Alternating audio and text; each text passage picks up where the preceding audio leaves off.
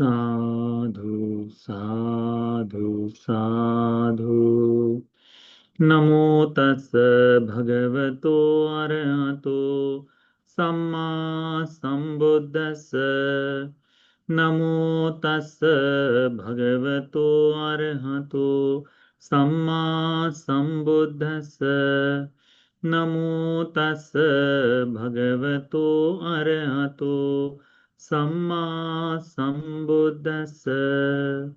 साधु साधु साधु। पूजनीय कल्याण मित्र गुरु भंते जी को हमारा सादर प्रणाम। साधु साधु साधु।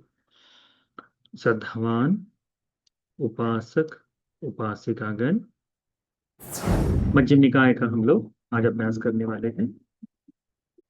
सप्ताह में एक बार भगवान बुद्ध जी के मध्यम आकार के धर्म उपदेशों को पाली तथा हिंदी भाषा में हम लोग विस्तार पूर्वक समझने के लिए यह मध्यम निकाय की कक्षा का आयोजन किए हैं। तो इस मध्यम निकाय में हम लोगों ने अभी तक वमीक सूत्र तक हमने लगभग 22 सूत्रों का 23 सूत्रों का अभ्यास किया है ना। आज हम लोग जो सूत्र सीखेंगे वो मुझे बहुत प्रिय है, ठीक है, और बहुत सुंदर सूत्र। यदि इसको कोई समझ ले तो भगवान बुद्ध जी की वाणी को या से इस्तेमाल किया जाए, इसको समझने में बड़ी आसानी होगी। सूत्र मैं 2 चरणों में करूंगा, ठीक है।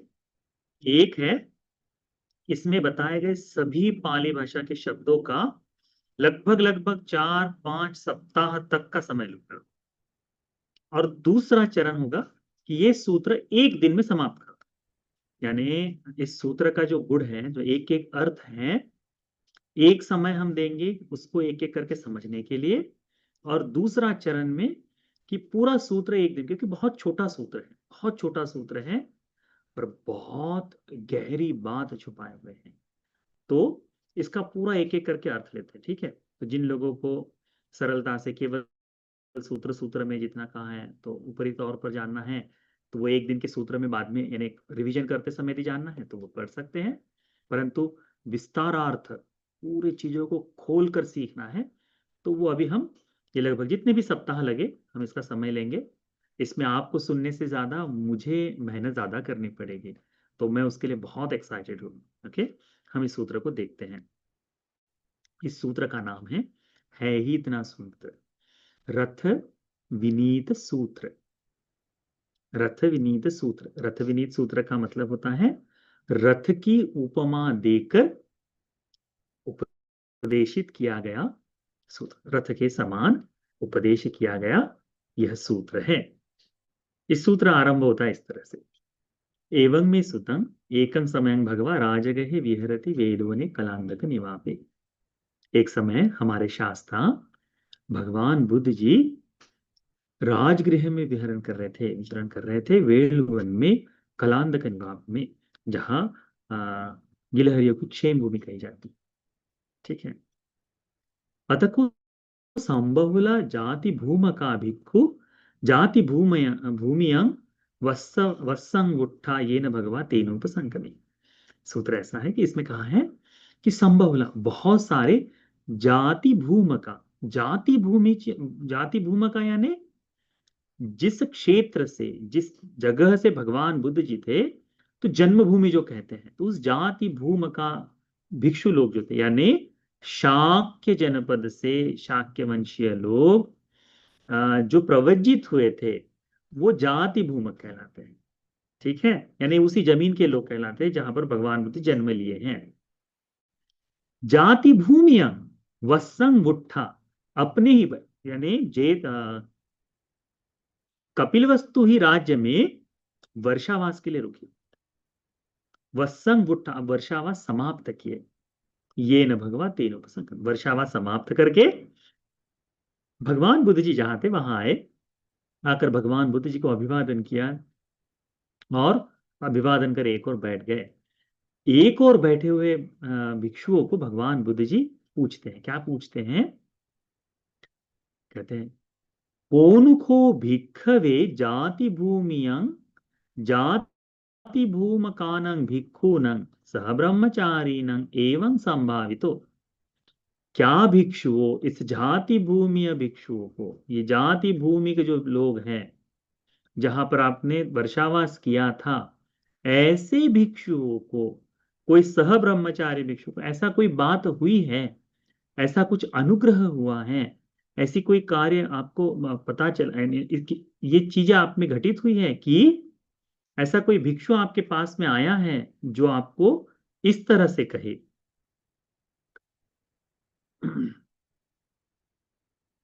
या फिर इस तरह से कहे, अत्तना च अपिच्छो अपिच्च कथांच भिक्खुनं कथा, स्वयं अल्पेच्छ है और अल्पेच्छ के बारे में, अल्पेच्छ होने के बारे में भिक्षुओं को प्रेरित करते हैं, भिक्षुओं को उपदेश देते हैं। अत्तनाच संतुष्टो, स्वयं संतुष्ट है, संतुष्टि कथंच भिक्खुनं कथा, संतुष्ट होने के बारे में भिक्षुओं को उपदेश करते हैं। अत्तनाच पविवेको पविवित्तो, स्वयं एकांत भाव की इच्छा रखने वाले हैं। पविवेक कथंच भिक्खुनं कथा, एकांतवास के लिए भिक्षुओं को प्रेरित करते हैं, उसके लिए धर्म को बताते हैं। अत्तना अत्ता अत्तनाच असंसट्ठो, स्वयं संसर्ग रहित है। असंसर्ग कथंच भिक्खुनं कथा, संसर्ग के बारे में, जमावड़े के बारे में, इससे दूर रहने के बारे में वह उपदेश करते हैं, भिक्षु को प्रेरित करते हैं। अत्तनाच आरब्ध वीर्यो, उत्पन्न किए गए प्रयास, प्रबल प्रयास के साथ, आरब्ध वीर्य के साथ वे स्वयं हैं। वीर्यारंभ कथंच भिक्खुनं कथा कथा, वीर्य आरंभ करने के लिए, कार्य करने के लिए, उत्साहित होने के लिए भगवान बुद्ध जी उपदेश करते हैं।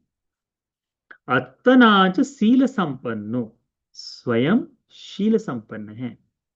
शील संपदा कथंच भिक्खुनं कथा, शील संपन्न होने के बारे में भिक्षुओं को उपदेश करते हैं। अत्तनाच समाधि संपन्न, स्वयं समाधि को ज्ञात किए हैं। समाधि संपदा कथंच भिक्खुनं कथा, समाधि की उत्पत्ति के लिए दूसरों को प्रेरित करते हैं। अत्तनाच पඤ्ञा संपन्न, स्वयं प्रज्ञा को बोध करनी, प्रज्ञावान है। पඤ्ञा संपदा कथंच भिक्खुनं कथा, भिक्षुओं को भी प्रज्ञावान होने के लिए, प्रज्ञा को जगाने के लिए उपदेश करते हैं, प्रेरित करते हैं। अत्तनाच विमुक्ति संपन्नो, स्वयं विमुक्त हो चुके हैं। विमुक्ति संपदा कथंच भिक्खुनं कथा, विमुक्ति पाने के लिए, विमुक्ति को बोध कर लेने के लिए भिक्षुओं को धर्म का उपदेश करते हैं। अत्तनाच विमुक्ति ज्ञान दर्शन संपन्नो, स्वयं विमुक्ति ज्ञान दर्शन को, यानी विमुक्ति को ज्ञान से बोध कर कर इसी जीवन में दर्शन कर चुके हैं, है ना, यानी अरहत्व का संपूर्ण साक्षात्कार कर सुखपूर्वक जीवन जी रहे हैं। तो ज्ञान और दर्शन के साथ में विमुक्ति भी पहला है, उसमें भी अरहत्व है, इसमें भी अरहत्व है, पर इसमें सारे ही जितने भी है उसके साथ है। तो दूसरों को भी, भिक्षुओं को भी विमुक्ति ज्ञान दर्शन संपदा कथंच भिक्खुनं कथा, तो दूसरों को भी इसके बारे में, विमुक्ति ज्ञान दर्शन को पाने के लिए कहते हैं, ओवाद को अववाद करते हैं। विज्ञाप को विज्ञात करते कराते हैं, बताते हैं, विस्तारित कराते हैं। संसद को समाधान कराते हैं, ठीक है, समादप को, यानी उनको उसमें बिठाते हैं, उतारते हैं कराने के लिए। समुत्तेज को उत्साहित करते हैं। संपहंस को, उसको उनके उस धर्म के प्रति, इन 10 धर्मों के प्रति आनंदित कराते हैं। उसको कराने के लिए जितनी चीजें चाहिए कि अरे ये 10 चीजें, इनको तुम करो, इन 10 चीजों के बारे में कराते हैं। तो क्या तुम्हें, हे जाति भूमि के भिक्षु, तुम जब जाति भूमि में वर्षावास कर रहे थे तब तुम्हारे पास इन 10 कथाओं से सहायता करने वाला कोई भिक्षु तुम्हारे पास था क्या? कोई व्यक्ति तुम्हारे पास था क्या? तो वे भिक्षु कहते हैं, उत्तर देते हैं, पुन्नो नाम भंते। भगवान, पुण्य नाम के जो भंते हैं, आयस्मा मंतानि पुत्तो, जो मंत्रानि के पुत्र है, जाति भूमियं जाति भूमकानंग भिक्षुनंग सह ब्रह्मचारिणंग एवं संभावितो।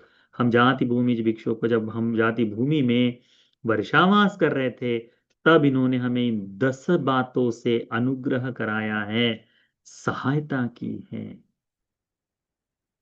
ठीक है। अब ये जो 10 कथाएं हैं, इनका थोड़ा सा विस्तार समझते हैं। ठीक है। हमने कहा ना, पूरा विस्तार एक एक करते हुए चलेंगे करके। अब यहां भगवान ने अपने ज्ञातियों के बारे में नहीं पूछा, उनके बारे में नहीं पूछा, क्योंकि बुद्धों का वो विषय नहीं है, इसीलिए। परंतु भगवान ने धर्म के बारे में पूछा, क्योंकि धर्म, यह भिक्षुओं का, ये धर्म जो है भगवान का गुरु भी है, और भगवान के द्वारा प्रज्ञप्त किया हुआ भी धर्म है। तो ये पहला धर्म है अपिच्छ कथा। अपिच्छ यानी स्वयं अल्पेच्छ होते हैं दूसरों को। तो अपिच्छ का मतलब क्या होता है? अपिच्छोति इच्छा विहरतो, इच्छाओं के बगैर, नीचो, इनकी कोई इच्छाएं नहीं है, नितन्नो, तृष्णा रहित है। अल्पेच्छ का मतलब इच्छाओं से विरत, इच्छाओं का न होना, तृष्णा से परे चले जाना। तो ये अल्पेच्छता कैसी है? तो भिन्न भिन्न जगह की अल्पेच्छता बताई जाती है। ठीक है। उसमें अब जैसे भिक्षुओं के बारे में ये बताया जा रहा है ना, पहला तो होता है कि लाभ अलाभ के बारे में, है ना। जैसे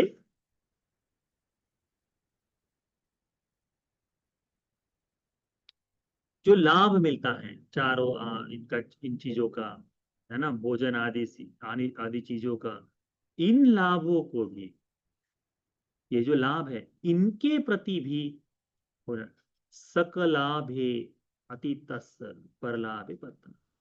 जो दूसरों को मिला हुआ लाभ है उसकी प्राप्ति की इच्छा रखने के लिए रखने वाला है, तो ये न होना, है ना। तो दूसरों की इच्छा, दूसरों की वस्तुओं पर ध्यान न देने वाला, स्वयं जितना है उसमें आनंदित होने वाला, पहला बात। तो अपिच्छता में इस तरह से भी एक धर्म आता है, क्या है? संत गुण निगुणहता पटिगहे, पटिगहने च मत्तन्युता अपिच्छता नाम। यानी संत गुण, अपने भीतर के गुणों को, धन आदि संपत्ति तो भीतर की बात हो गई, दूसरी इच्छाएं जो है वो तो भीतर बहुत दूर की बात हो गई। तुम्हारे भीतर जो अच्छाई है, ये संत के गुण जो है, ये धर्म के गुण जो है, इन गुणों को भी तुम्हारे आसपास रहने वाले लोग न जान पाए, तुम में ये अच्छाई है ये न जान पाए, इसके बारे में चिंतन मत करना, वो भी अल्पेच्छता है। वो अल्पेच्छता है, वो बड़ी काम है। कैसा होता है? यानी एक बार होता है, जैसे भगवान के समय में एक भिक्षु थे कि अ, वो, इनके मित्र थे, क्या नाम है हमारे, चित्त गृहपति के, चित्त गृहपति के मित्र थे। इतने अल्पेच्छ, उन, बड़े लंबे समय से बात हुई, मित्र थे पहले गृहस्थ समय में, फिर बाद में भिक्षु बने ये मित्र। और जब वो गांव गए तो उस तरह से उन्होंने जो बातचीत की, बातचीत करने के बाद चित्त गृहपति को ये पता चल गया कि ये भिक्षु जो है, इन्होंने धर्म को बोध कर लिया है। तत्काल चित्त गृहपति अनागामी थे, हम उपासकों को, आप उपासकों को किसी की तरह प्रेरणा लेनी है किसी से, तो चित्त गृहपति से लेनी है।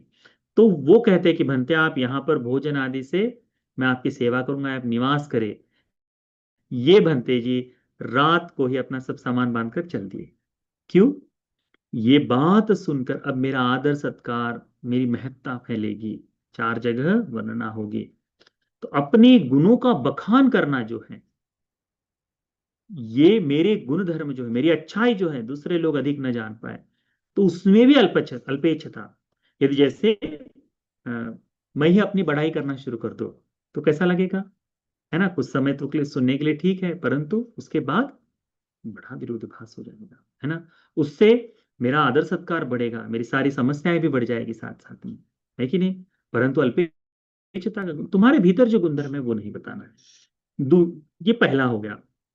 सद्दो समानो सद्दोति, मंग जानो जाना तो थी ना इच्छति। मेरे में जो श्रद्धा है, मेरे में जो श्रद्धा है, उस श्रद्धा को, कई लोग होते हैं ना, मैं तो ये करता हूं, मैं तो वो करता हूं, मेरा तो ऐसा है, मेरा तो ऐसा, इस तरह से। किस लिए?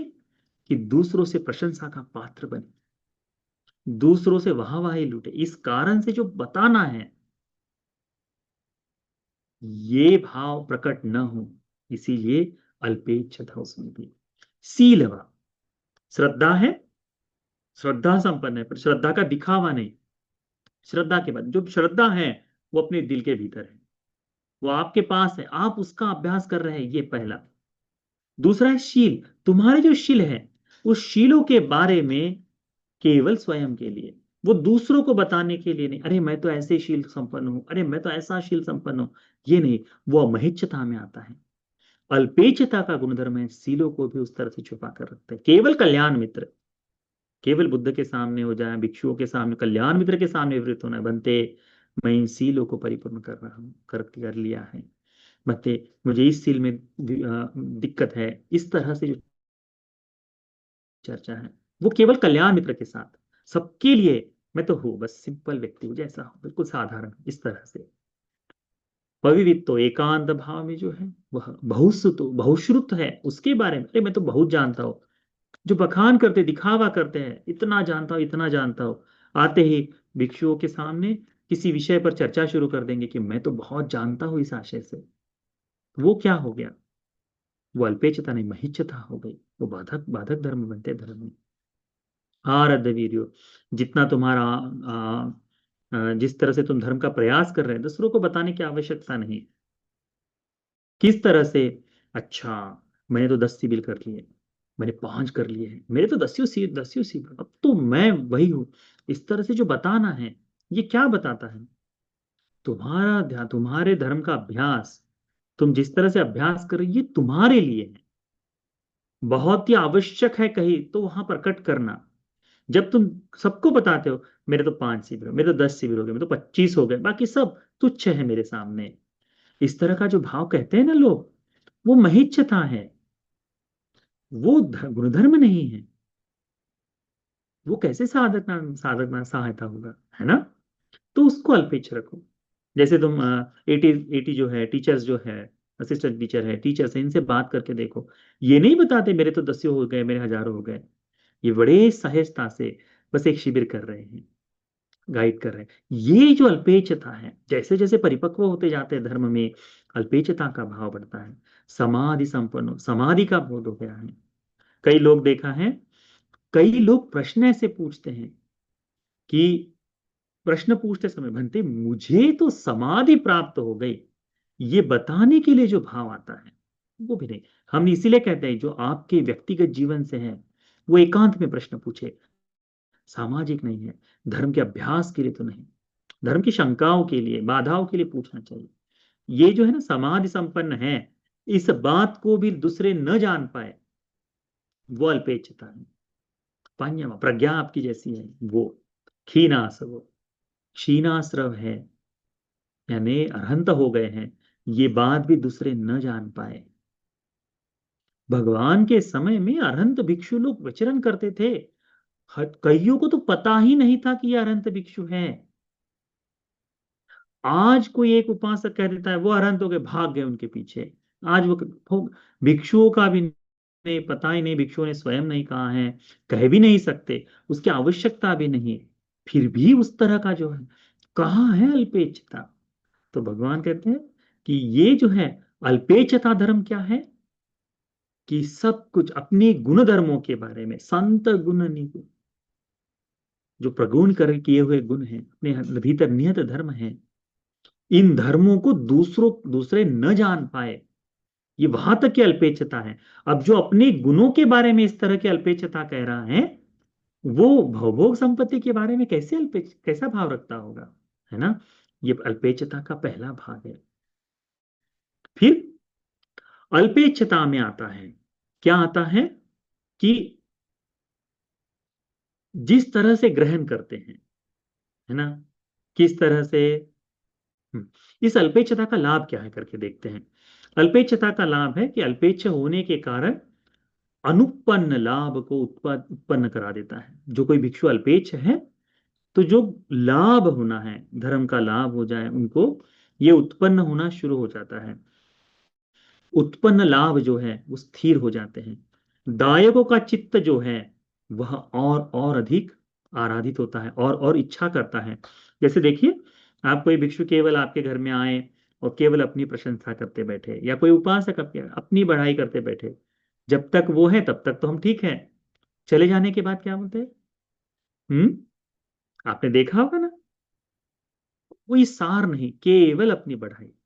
जहां अपनी बढ़ाई बढ़ाना शुरू कर दे, वहां अल्पेच्छता का भाव समाप्त हो जाता है। तो लाभ कैसे मिलेगा? तो वही दायकानम चित्तंग आरे देते, केवल आपके घर आए, आप आपका हालचाल पूछे, बुद्ध की वाणी धर्म बताए, पर्याप्त है। मैं तो ऐसा करता हूं, मेरा तो ऐसा है, मेरा तो इतना कर, ये सब चीजें आवश्यक नहीं हो जाती अल्पेच्छ जिसमें आए। बाकी कैसा है धर्म में, जैसे नानत्थ काय नानत्थ संग, भिन्न भिन्न लोग हैं, उनकी भिन्न भिन्न विचारधाराएं हैं।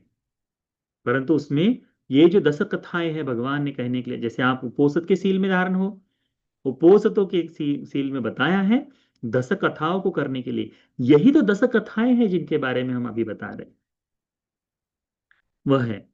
तो उसके बाद में है कि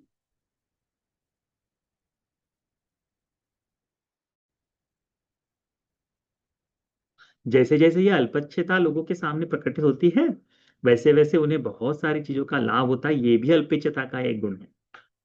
ठीक है, ये इसमें दूसरा भाव आ जाता है दुतांगों के प्रति भी अल्पेच्छता। दुतांगधारियों के प्रति भी, दुतांगधारियों में भी, यदि कोई दुतांग का पालन कर रहा है, उसमें भी अल्पेच्छता का भाव। कैसे? गुणधर्म ही है ना, अपने गुणों को ही न दिखाना चाहिए, है ना। उसमें से एक है कि ये दुतांग को न दिखे, इस बारे में वह देखता है। कैसे देखता है? हाँ, तो पहला है कि पच्चय, चार तरह से इसको इस तरह से चार तरह से इस अल्पेच्छता का विस्तार आता है। उसमें पहला है पच्चय अपिच्छो। प्रत्यय जो है, जो खान पान आदि की जो वस्तु है, इसमें भी अल्पेच्छता। तो क्या कहता है कि जो दायक है, इस दायक के यथास्थिति को जान जाता है। ठीक है, देने वाले के भाव को जानता है। ठीक है, ये कितना आवश्यक है इसको भी जानता है। उसके बाद में देने वाली वस्तुएं यदि बहुत सारी है, यानी क्या दे रहे हैं, कौन दे रहा है, किस भाव से दे रहा है, और कितनी आवश्यकता है, इस बारे में जानता है। देय धम्मो बहु होती, देने वाली वस्तुएं बहुत सारी है। दाय को अपंग दातु कामो, पर देने की इच्छा बड़ी अल्प सी रखता है। तो यह अल्पेच्छ व्यक्ति क्या करता है, दायक वस्य न अपंग अन्नाति, तो उस दायक के से बड़ी ही अल्प सी, बहुत छोटी सी वस्तु लेता है, उसकी भी आवश्यकता नहीं। देय धम्मो अपो, देने वाली वस्तुएं उसके पास सीमित संख्या में है, परंतु दान दाता बहुत सारी वस्तुएं देना चाहता है, बहुत देना चाहता है। ऐसे कई उपासक उपासिकाएं बनते, देना तो बहुत चाहते हैं, नहीं है। तो आप अक्सर देखिएगा, इसी धर्म, इसी में आया है, क्या कहते हैं हम, आपके पास 1 रुपया है, उसको भी दे दो। वो 1 रुपया से देकर कितनी संख्या है उसकी आवश्यकता नहीं। धर्म में आता है भिक्षु में, इसमें दिखाओ, देय धम्म आपको, जो देने वाली वस्तुएं हैं वो बहुत अल्प है, परंतु दायक का देना जो है बहु दातु काम, बहुत कुछ देना चाहता है। देय धम्म सवस्य, उस देय धम्म के बारे में उसको लेते समय अपंग गणनाति, बड़ा अल्प ही भिक्षु ग्रहण करता है। यह अल्पेच्छता में आता है। अपिच्छ कथा जो है ना, यह अल्पेच्छ कथा यही है ना, उपासक इतना बहुत है करके बताना, ऐसा बहुत सारे हैं। अपने भिक्षुगण देखो, अनेक बड़े बड़े भिक्षुओं से हमें मिले। इतना सुंदर, इतना सरल भाव होता है इन भिक्षुओं का, बहुत ही सरल भाव होता है। हमको कई बार ऐसा लगता है कि काश हम ऐसे हो पाते। वही है। फिर उसके बाद में बहुधम्मो देय धम्मो भी बहु, देने वाली चीजें बहुत सारी है। और दान देने वाले देने वाला दायको भी बहुम धातु कामो, देने की बहुत इच्छा रखता है, बहुत धन है, बहुत सारी वस्तुएं और बहुत कुछ देना चाहता है। अतनु थामं ज्ञात्वा पमाने पमानेनेव गन्नाते, अपने आप को रोकते हुए, जानते हुए, जितनी आवश्यकता, जितना प्रमाण है उस भिक्षु का, उतना ही ग्रहण करता है, उतना ही ग्रहण करता है। इसके लिए ये बड़ी मुश्किल काम है। ये जो है ना, कि देना बहुत चाहते हैं लोग, परंतु जितनी आवश्यकता है उतना ही लेना, वहां तक रुक जाना, बड़ा कठिन काम है। भगवान बुद्ध जी ने जब पहली बार चीवर की अनुमति दी थी, हमारे जीवक थे कुमार बच्चे, तो कुमार बच्चे जीवक ने जब भगवान से अनुमति प्राप्त की कि भगवान, भिक्षु लोगों को 500 कुलिक चीवर से बहुत विपत्ति और आपत्ति होती है, तकलीफ होती है, बीमारी आती है, भगवान अनुकंपा करे हम उपदायकों के प्रति, कि भगवान भिक्षुगण भिक्षुदायकों से चीवर ग्रहण करे। तो पहली बार जब भगवान ने अनुमति दी, तो सारे उपासक बड़े खुश हुए, और भिक्षुओं को चीवर ही चीवर, चीवर ही चीवर, एक दो तीन चार अलग अलग चीवर। और वर्षावास समाप्त हुआ, भिक्षु लोग निकलने लगे अपने विहारों से दूसरी जगह जाने के लिए। तो किसी ने अपने पीठ पर बहुत सा बड़ा सा गट्ठर बांधा है, किसी ने अपने सर पर बड़ा सा कपड़ों का ढेर बांधा हुआ है। भगवान बुद्ध जी देखते रहे, ये क्या हो रहा है। तो पूछा क्या कर रहे हैं, तो कहते भगवान, चीवर दान में मिला है, आपने स्वीकार करने के लिए कहा, हमने स्वीकार कर लिया, तो अब इस चीवर को हम लेकर जा रहे, जहां जहां जाएंगे। भगवान ने कहा भिक्षु बहुबांडी कुंडी, क्योंकि तब यह अल्पेच्छता का भाव उस तरह से नहीं जान पाए। भगवान बुद्ध जी उसी रात्रि में, बिल्कुल सर्दी की रात है कि जैसे वर्षा हुआ समाप्त हो जाएगा, तो ठंड की रात आ जाती है। ठंडी के समय में भगवान बुद्ध जी रात्रि में बाहर बैठे, रात्रि में बाहर बैठे, कपड़ा एक कपड़ा ओढ़े, धीरे धीरे रात्रि में ठंड बढ़ी, दूसरा कपड़ा ओढ़े, धीरे धीरे रात्रि में और ठंड बढ़ी, तीसरा कपड़ा ओढ़े, फिर धीरे धीरे ठंड बढ़ी, चौथा कपड़ा ओढ़े, और सुबह भोर हो गई। यानी इस समय पे 4 वस्त्रों से भिक्षु का सुरक्षा हो सकती है ठंड में। अब उस समय की ठंड तो और भयानक होगी। अब खैर हमारा कपड़ा चेंज हो गया है, हम बड़ा बहुत पतला कपड़ा पहनते हैं, उस समय थोड़ा सा हेवी कपड़ा पहना जाता है, क्योंकि हाथ से बुना जाता था ना, थोड़ा सा हेवी था। तो 4 चीवर की, तो फिर भगवान ने नियम बनाया कि भिक्षु केवल 3 चीवर की अनुमति देता हूं। कैसे? एक हो गया अंतर्वासक, दूसरा हो गया जो अभी हम ओढ़े हुए हैं, तो ये दूसरा हो गया उत्तरासंग, और तीसरा ये जो 2 चीवर एक्स्ट्रा बचे थे ना 4 में से, इन 2 चीवर को इकट्ठा जोड़ दिया, उसको बना दी संगाठी। तो दोहरा चीवर कहते हैं भिक्षुओं को, दोहरा चीवर, उसमें 2 कपड़े इकट्ठा जुड़े हुए होते हैं। ऐसे 3 चीवरों का भगवान ने विधान बनाया। इन 3 चीवर के भिक्षु मैं तुमको आज्ञा देता हूं, बस। यह अल्पेच था, क्योंकि प्रमाण कैसे जाने कोई भिक्षु, तो भगवान ने उन चीजों के लिए प्रमाण लगा लगा दिया। अपने पास किन चीजों की आवश्यकता रखनी चाहिए, इसके लिए भी भगवान बहुत सारी सप्ताधिकरण करके सप्तांतिका करके औषधियां बताई है, कि 7 दिनों तक इन औषधियों को तुम रख सकते हो। जीवन जीवन पर्यंत रखने वाली औषधियां हैं, 1 दिन तक रखने वाली औषधियां हैं, या कुछ वस्तुएं हैं, इनको अपने समय। फिर उसके बारे में, फिर जब आश्रम है संपूर्ण, तो फिर विहार आश्रम में उसकी उसमें उसकी जिम्मेदारी हो, तो उस तरह से भगवान ने बाद में उसमें परिवर्तन किए। परंतु ये अल्पेच्छता जानने के लिए कि कितनी आवश्यकता है उसको बताने के लिए ये बताया। तो पहला है पच्चय अपिच्छो, प्रत्यय के प्रति अल्पेच्छक होता है। दूसरा है दुतांग अल्पेच्छ। दुतांग अल्पेच्छ क्या है? दुतांग यानी द्रुत गुण, द्रुत यानी कठिनाई से अभ्यास किए जाने वाले द्रुत गुण। इन द्रुत गुणों को, कि मैंने जो दुतांग धारण किए हैं, इन दुतांगों को दूसरे लोग न जान पाए, इस बारे में भी भगवान ने उपदेश किया है। तो पहला द्रुत गुण कौन? 13 प्रकार के द्रुत गुण आते हैं, उसमें से एक बड़ी सुंदर सी कथा है। एक समय एक भिक्षु कुम्हार की शाला में रात्रि के लिए निवास के लिए रुका हुआ था। दूसरा भी एक भिक्षु आया उसी शाला में, रात्रि के निवास के लिए रुका। रात्रि के समय निवास करते समय ध्यान साधना करके अभी थोड़ा शांत रात्रि का हो गया, क्योंकि उस समय तो 6 7 7 बजे अंधेरा हो जाता था। उसके बाद में 8 बजे तक, 9 बजे तक, 10 बजे तक जो कुछ उन्होंने ध्यान करना है वो कर दिए। उसके बाद में एक भिक्षु लेट गए, दूसरे भिक्षु बैठे हुए हैं। रात्रि में बिजली कड़की, बिजली की चमक में वो भिक्षु बैठे हुए इन भिक्षु को दिखाई दिए।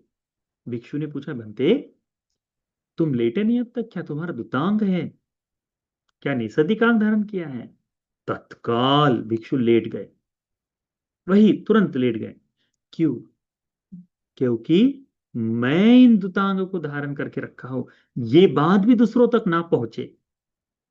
क्योंकि दुत गुण अपनी उन्नति के लिए, दुत गुण दूसरों के लिए, दुत गुण स्वयं के लिए है। तो ये बात है, उसको कहते हैं दुतांग अपिच्छ, ये दुतांग अल्पेच्छता है। उसके बाद में तीसरा आता है परियत्य अपिच्छो। परियत्य अपिच्छो का मतलब होता है परियत्ति के बारे में, जिस धर्म का आप लोग अभ्यास कर रहे हो, जिन जिन के बारे में, उस उसको कहते हैं परियत्ति। परियत्ति है ना, परियत्ति जो पता है ना आप लोग, जो अभ्यास में आते सील है आपके, ये परियत्ति हो गई। ध्यान साधना का, मैं तो 2 घंटे ध्यान के लिए बैठता हूं, तो 5 घंटे ध्यान के लिए बैठता हूं। ऐसा ध्यान क्या बताया आपको, इस बारे में बोलने वाले लोग सुने हैं आप लोगों ने? हाँ, बताते हैं। एक बार बैठ जाओ तो ऐसा लगता है कि सब बस अब तो मुक्त ही होकर उठूंगा, ऐसा विस्तार करने वाले लोग भी हैं। मैं तो 2 घंटे बैठता हूँ, मैं 4 घंटे, 2 4 5 घंटे, मेरा 1 घंटे का है, वो नियम बना है। इस तरह से जो बताना है, ये क्या है कि मैं अपने अपनी परियत्ति के बारे में, सीलवान है तो दूसरों को दस्युओं को, अरे मैं तो सीलवान हूं, मैं तो बहुत सीलवान हूं, मैं तो बहुत सीलवान हूं, इस बारे में बोलना भी वो। तो परियत्ति जो है, धर्म का आचरण है, इस परियत्ति के बारे में भी, कि इस मेरी धर्म की परियत्ति को दूसरे न जान पाए, उस भाव को, उसकी इच्छा करना कि मेरे मेरे गुण धर्म, मेरी परियत्ति के बारे में दूसरे न जाने, इसकी कोशिश कहते हैं परियत्ति अपिच्छो। परियत्ति को न जानने के बारे में अल्पेच्छता। दूसरों के सामने ऐसे रहो कि जैसे कुछ नहीं जानते हो धर्म के बारे में, अपने भीतर में धर्म का बढ़िया अभ्यास, भीतर ही भीतर, भीतर ही भीतर बढ़िया चलो। कोई आ जाए 10 बार बता दो, सोया ही था बोल दो सीधा सीधा, है ना? क्योंकि साधना साधना करने में जो है थोड़ा बहुत, और निद्रा में अधिक अंतर नहीं हो, ऐसा है। बहुत कुछ बताने की आवश्यकता नहीं, वो अल्पेच्छता का गुणधर्म से जो अभी लाभ बताए ना, वो लाभ मिलते हैं। उसके बाद में चौथा है अधिगम्मा अपिच्छो। अधिगम्मा अपिच्छो यानी धर्म के फलों को प्राप्त किया। जैसे मुझे प्रथम ध्यान प्राप्त है, मुझे द्वितीय ध्यान प्राप्त है, मुझे चतुर्थ ध्यान प्राप्त है। इस तरह से कभी यशवंती जी को, कभी गुणानंद जी को कहते हुए सुना है तुमने कि हम तो घंटों साधना करते हैं करके? नहीं ना। हम तो धर्मधर है करके सुना है कभी? नहीं। कभी सुना है इन लोगों को कहते हुए कि हमारी तो समाधि पुष्ट है? नहीं। ये अल्पेच्छता के उदाहरण है आज वर्तमान में देखा जाए तो। इनसे बड़े बड़े भिक्षु भी हैं, बहुत बड़े बड़े, बहुत सुंदर, अनेकों बड़े बड़े भिक्षुओं के नाम मैं नहीं जानता, परंतु उनके बारे में सुना है, सरलता से सुना है, और बड़ा श्रद्धा जागती है उनके बारे में सुनकर। ये धर्म स्वागत है ना, तो आज भी ऐसे भिक्षुओं को देखने का मौका मिलता है। ये कहते हैं कि श्रोतापन्ना आदि फलों के बारे में, ये दूसरों के बारे में न पता चले, उसको दूसरों के लिए दिखावा था कारण ना बने, ऐसी बात को कहते हैं अधिगम्मा पिच्छो। जिस धर्म को पाया है, उस धर्म को, उस धर्म के बारे में अल्पेच्छता का भाव रखना। फिर बाद में आता है आगे, ये हो गया अल्पेच्छ कथा। तो मंतानि पुत्र पुण्य बनते स्वयं अल्पेच्छ है। और इन अल्पेच्छताओं की, इन 4 अल्पेच्छताओं के प्रति, यदि कोई कहे कि 4 अल्पेच्छता कौन कौन सी है, जिसमें ये सारी चीजें आती है जो पहले बताए ना, कि श्रद्धा, शील, विवेक, बहुश्रुत, आरद्धवीर्य, समाधि, पඤ्ञा, क्षीणाश्रव, ये सारी अल्पेच्छता, अपने गुणधर्म, ये सारी इन 4 हिस्सों में डिवाइड होती है। कौन कौन सी? पहला है पच्चय पिच्छो, प्रत्ययों के प्रति अल्पेच्छता। दूसरा है दुतांग, दुत गुणों के प्रति, आपके जो अभ्यास है, धर्म के अभ्यास के प्रति, कठोरता के प्रति जो अभ्यास है उसके लिए अल्पेच्छता। तीसरा है परियत्य अल्पेच्छता, आप जिस धर्म का अभ्यास कर रहे हैं, जिस तरह से अभ्यास कर रहे हैं, इसे दूसरे को पता ना चले ऐसा, तो उसे कहते हैं परियत्य अल्पेचता। और चौथा है अधिगम अल्पेचता, यानी धर्म के फल जो प्राप्त हो रहे हैं, समाधि का सुख हो जाए, सोतापन्न आदि से जो प्राप्त हो जाए, ये दूसरों को पता न चले, इनके बारे में अल्पेचता। तो ये कितनी अल्पेचता होगी? 4 प्रकार की अल्पेचता हो गई। इन अल्पेचताओं को, ये अल्पेचता जो है, ये आप भिक्षुओं को बता सकते हैं। जैसे भिक्षुओं से बात कर रहे हैं एकांत में, एकांत में 4 लोगों के सामने नहीं, अपनी महत्ता दिखाने के लिए नहीं। जो वास्तव में धर्म का अभ्यास करता है, उसमें अल्पेचता का गुण धर्म धीरे धीरे पल्लवित होता है, जागता है। वह अल्पेचताओं में विशेष करके आता है घटिकार ब्राह्मण, घटिकार जो कुम्हार थे, ब्राह्मण घटिकार कुम्हार जो थे, वो अल्पेचताओं में आते हैं। अनागामी शिष्य है भगवान काश्यप बुद्ध का, अनागामी, पर लोग कुम्हार हैं अपने, उनको जो कोई किसी से कोई नहीं, ये है, मिट्टी के बर्तन बने हुए हैं। वो इतनी अल्पेचता कि बहुत ही सुंदर उनका घटिकार सूत्र आता है। हमने उसका उपदेश नहीं किया संयुक्त निकाय में, क्योंकि बहुत दीर्घ था, कभी एक आध बार देखेंगे तो बड़ा सुंदर भाव है। तो ये हो गई अल्पेचकता। तो पुण्य भंते जी जो थे, वे इस प्रकार से अल्पेच्छ हैं, और अल्पेच्छ के बारे में ही धर्म का उपदेश करते थे, भिक्षुओं को प्रेरित करते थे, भिक्षु इसको, इसका करो, इसका करो, इसका करो। दूसरा है संतुष्टि कथा। दूसरा क्या है? संतुष्टि कथा। ये संतुष्टि कथा क्या है? तो 12 तरह से संतुष्टि कथा होती है। कितनी तरह से? 12 तरह से संतुष्टि कथा में बताया गया है। 12 तरह से है। तो इनको 4 हिस्सों में डिवाइड, तीन तीन तरह से डिवाइड होती है। यह कैसा है कि किसी भिक्षु को सुंदर चीवर का लाभ होता है, या फिर बुरे चीवर का लाभ होता है, असुंदर चीवर का लाभ होता है ना? कई बार होता है कि नहीं, ऐसा भी चीवर दे देते हैं कि जो पहनने लायक भी ना हो, पर प्राप्त हो गया है। कभी कभी ऐसा होता है कि मन ही चले जाता है, अरे कितना सुंदर चीवर है। हम बनते जी लोगों के पास कपड़ों के नाम पर चीवर ही तो है, विशेष करके देखा जाए तो। इन चीवर के लिए इच्छा का होना, है ना? लाभ सत्कार संयुक्त में भगवान ने इसी चीवर के बारे में। तो कभी कभी भिक्षु को सुंदर चीवर मिलता है, या फिर असुंदर चीवर मिलता है। तो उस समय उस चीवर के बारे में अधिक विचार नहीं करते कि अरे जो मिला है, कि मुझे दूसरा मिल जाता, कि ये दूसरे को मिल जाता, इस तरह का कोई भाव नहीं होता। तो यथा लाभ संतोष हो, जो मिला है उसमें संतुष्ट होते हैं। ठीक है। दूसरा है यथा बल संतोष हो, जैसा बल है, जैसे आ, कोई भिक्षु बाधित है, दुर्बल है, बीमार है, तो उस भाव से जो चीवर आदि कर्म है, जिनकी आवश्यकता है, तो जिस भाव से मिला है, उसे जानकर कि मेरा बल इतना है, तो उस बल के अनुसार, अपने शरीर के अनुसार वो देख कर बताता है। तो यथा बल संपन्न संतोष हो, तो बल के अनुसार वो संतुष्ट होता है चीवर में। यथा सारूप संतोष हो, यानी जितना प्राप्त हो गया है ना, तो जैसे भिन्न भिन्न भिक्षु हो जाते हैं, जैसे बड़े स्थविर भिक्षु हो गए, महास्थविर भिक्षु हो गए, है ना? तो उनमें हो जाए, या फिर धर्म देश न करने वालों में चिर प्रवजित, या फिर अलग अलग तरह के हो जाते हैं भिक्षु लोग। तो ये एक एक भिक्षु को दूसरी तरफ से चीवर देना आदि होता है। तो जैसा जैसा प्राप्त होता है, तो जैसे उसकी स्थिति है उसके अनुसार मिल जाए, तो उसे कहते हैं यथासारूप संतोष। तो जिसमें प्राप्ति हुई है, तो गृहस्थों से मिला है तो लाभ मिला है, तो लाभ के अनुसार बीमारी आदि के समय मिला है, तो बल संपन्न वाला जो है संतोष है। या जो सारूप है, जो मिला है जिसकी तरह से भिक्षुओं से प्राप्त हुआ है, तो वह यथासार स्वरूप में प्राप्त हुआ है, उसमें संतोष मानना। इसी तरह से पिंडपात, भोजन के लिए भी जो जो जैसी जैसी चीजें मिली है, उसमें वह आनंदित, वो भी 3 तरह के इसी तरह से डिवाइड होती है। उसके बाद में है सेनासन, निवास के लिए जो चीजें प्राप्त होती है, उसमें भी इसी 3 तरह से विभाजन होता है।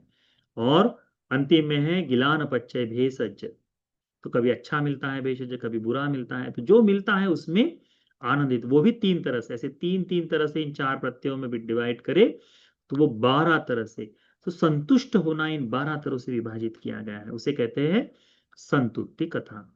तो जो उन्न बंते जी थे, इन तरह से वो संतुष्ट थे और संतुष्ट होकर दूसरों को भी संतुष्टि के लिए प्रेरित करते थे। ये हो गई दूसरी कथा। तीसरी है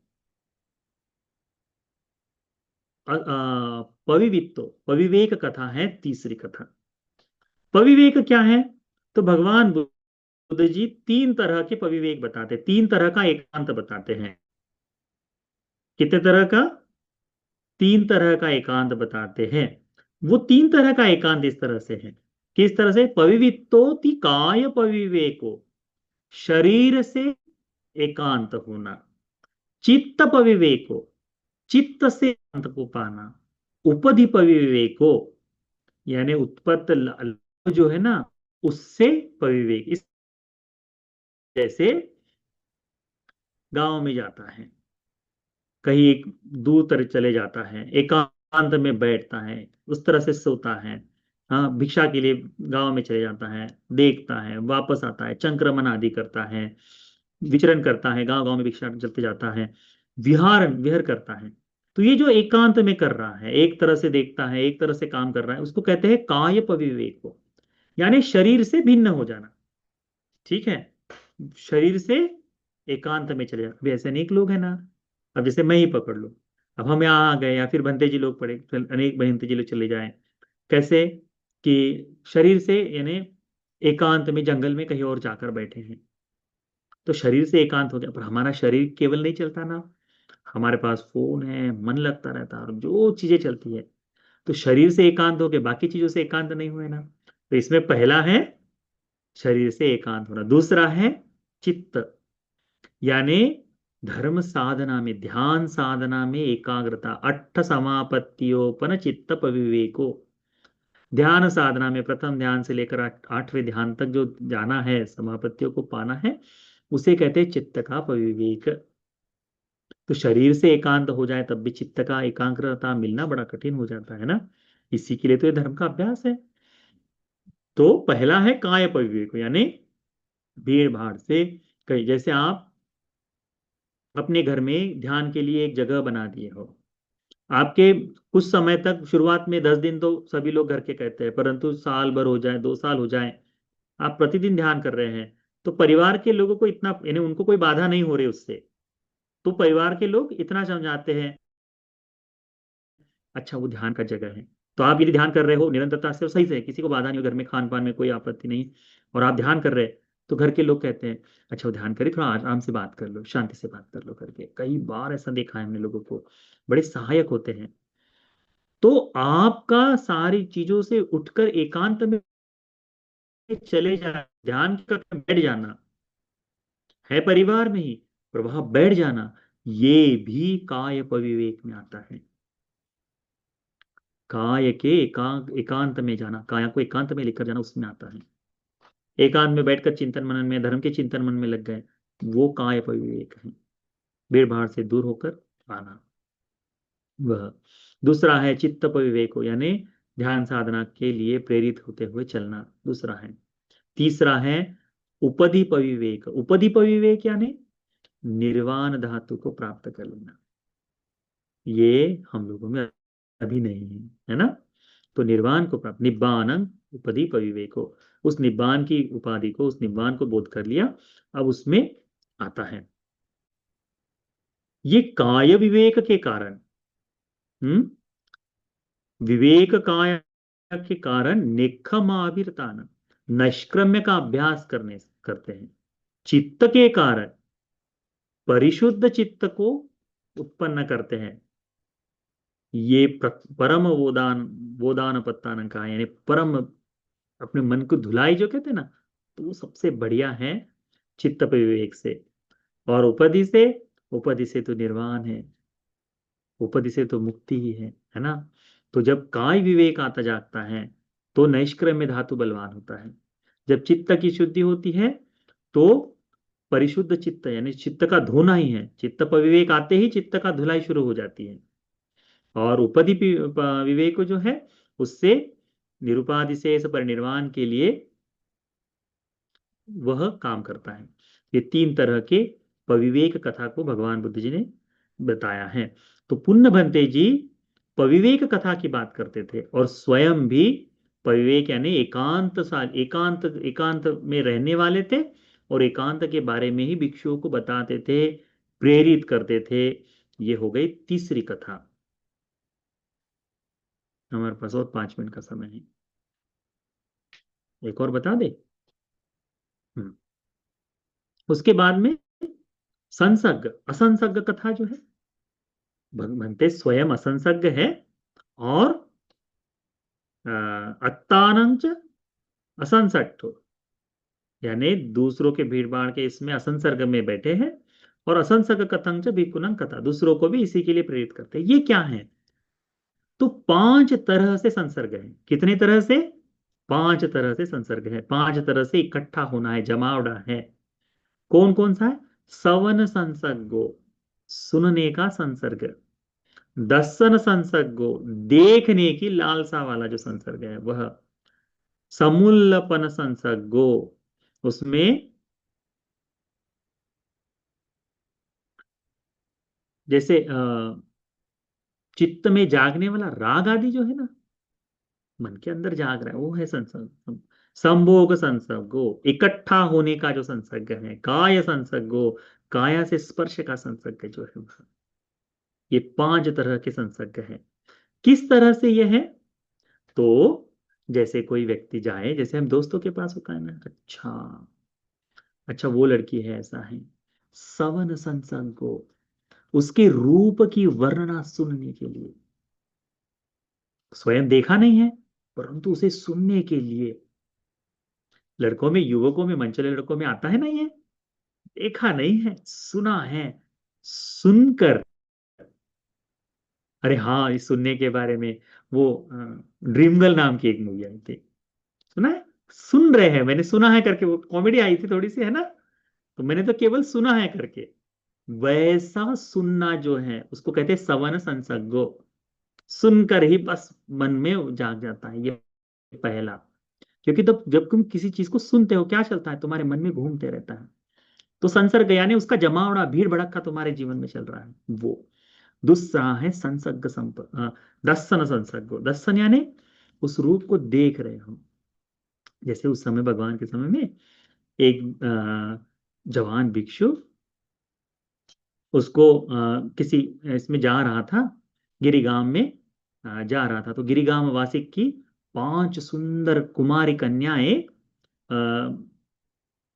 कही गई है, वहां से नहाकर वापस, यानी फूल आदि को, जो तालाबों में नहाने जाते थे तो वहां के तालाब आदि को धारण कर, सुंदर पीले आदि वस्त्रों को बढ़िया सुंदर से सजकर जब आ रही है, ये इसका शब्द कि नहाकर निकल रहे हैं, ऐसा देखकर इस जो भिक्षु के मन में, उन्होंने देखा उन 5 कन्याओं को। देखने के बाद इस भिक्षु ने देखकर उन कुमारिकाओं को देखने की इच्छा बलवान प्रकट प्रकट होते रही। देखा है ना, दर्शन संसर्गो, देखने की इच्छा से। होता ऐसा है कि उस देखने के लिए वे ना तो उस देखने के कारण, क्योंकि उस देखने की इच्छा के कारण ना तो अपने ब्रह्मचर्य का पालन कर पाते थे, ना ही अपनी शिक्षाओं को मजबूत कर पाते थे। तो सिक्खा दुब्बलें अनाविकत्वा, ये धीरे धीरे धीरे धर्म के भाव से आदमी गिरते चले जाता है। सुनने के कारण भी ऐसा होता है, सुनने के कारण भी मन चित्त भाग जाता है, वो तीसरा ये है। उसके बाद में है समूल्यपन संसर्ग को, यानी चित्त के मन में उसकी जो इच्छाएं जागना, उसके प्रति राग जागना जो है, उससे। उसके बाद में है संभोग संसर्ग संसर्ग को, यानी आ, यानी वो मिल जाना अपने जीवन में। आप उस शब्द का अर्थ अच्छी तरह समझ सकते हो। तो वो प्राप्त हो जाना, वो कहते हैं संभोग संसर्ग को। अंतिम है काय संसर्ग को। काय संसर्ग यानी काय से स्पर्श कर दिया भिक्षुओं के लिए। जैसे संभोग संसर्ग में तो भिक्षुओं को पराजिका बताई गई है ना, कि वो यदि हो जाए जीवन में, यदि इस तरह से आ जाए तो उस तरह से है कि